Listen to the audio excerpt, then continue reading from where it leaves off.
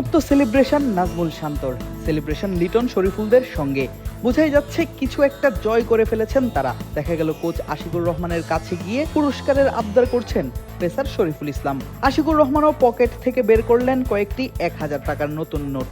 সেই নোট তুলে দেয়া হলো শরীফুলের হাতে। শরীফুলও নিজ সতীর্থ শান্ত লিটনদের সঙ্গে নিয়ে সেই টাকা হাতে করলেন ফটো সেশন। কিন্তু কিসের জন্য এই টাকাটা উপহার পেলেন শরীফুল, কি এর পেছনের গল্প? পাকিস্তানের বিপক্ষে 2 ম্যাচের টেস্ট সিরিজকে সামনে রেখে বাংলাদেশ দল শুরু করে নিজেদের অনুশীলনটা। বিকেলে করার কথা থাকলেও সকাল সকালই নাজমুল শান্তর দল হাজির মিরপুরের হোম অফ ক্রিকেটে। প্রথমেই মূল মাঠে চলে দলের সবার টিম মিটিং। পিএসএল খেলে দেশে ফেরা নাহিদ রানা, প্রথমবারের মতো টেস্ট দলে ডাক পাওয়া তানজিদ তামিম, অমিত হাসান সবাই ছিলেন সেই টিম মিটিংয়ে উপস্থিত। 72 ঘন্টা ময়েশ্চার লক সমৃদ্ধ লিলি বডি ওয়াশ, শিয়া বাটারের গুডনেস স্কিন রিপেয়ার করে রাখে সফট ও গ্লোয়িং। টিম মিটিং এর পরপরই শুরু হয় ওয়ার্ম আপ। দলের সবাই মিলে একসঙ্গে ছুটে করেন নিজেদের গা গরম। ব্যাটিং বোলিং অনুশীলনের আগে এমন ওয়ার্ম আপের সময়ই সিদ্ধান্ত হয় আগে হবে ফিল্ডিং অনুশীলনটা, তবে সেটাকে করতে হবে বেশ ইন্টারেস্টিং।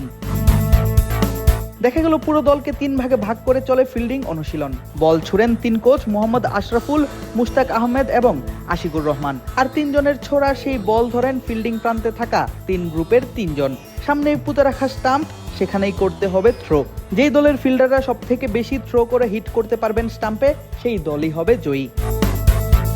বেশ অনেকবার অনেকগুলো চেষ্টা করলেও স্টাম্প হিট করতে পারছিলেন না ক্রিকেটাররা, তবে সেটাই করে দেখালেন লিটন দাস। আর চ্যালেঞ্জ জিতেই উদযাপনে মাতেন নাজমুল শান্তর সঙ্গে। শেষ অবধি তাদের দলটাই হয় জয়ী। আর জয়ী দল হিসেবে উপহার স্বরূপ টাকাটাও পায় শরীফুল, লিটন, শান্তরা। যে টাকাটা তুলে দেয়া হয় শরীফুলের হাতে, সেই টাকা নিয়ে গ্রুপের সবাই মিলে করেন ফটো সেশনও। যদিও এমন ফিল্ডিং করে পাওয়া টাকাটা নিজেদের কাছে রাখেনি লিটন, শান্তরা, দিয়ে দিয়েছে মাঠ কর্মীদের। তবে অনুশীলনেও এমন সব দারুণ উদ্যোগ নিশ্চয়ই ক্রিকেটারদের মনেও দিবে বাড়তি অনুপ্রেরণা। চট্টগ্রামেও এমন চ্যালেঞ্জের আয়োজন করেছিলেন লিটন দাস।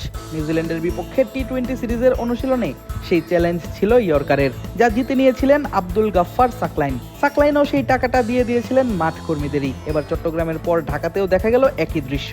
এভাবেই নিজেদের মধ্যে চ্যালেঞ্জ গ্রহণের মাধ্যমে পাকিস্তানের বিপক্ষে টেস্ট সিরিজের প্রস্তুতি সারছে টিম বাংলাদেশ। আদিব আশরাফ, ক্রিক ফ্রেন্জি।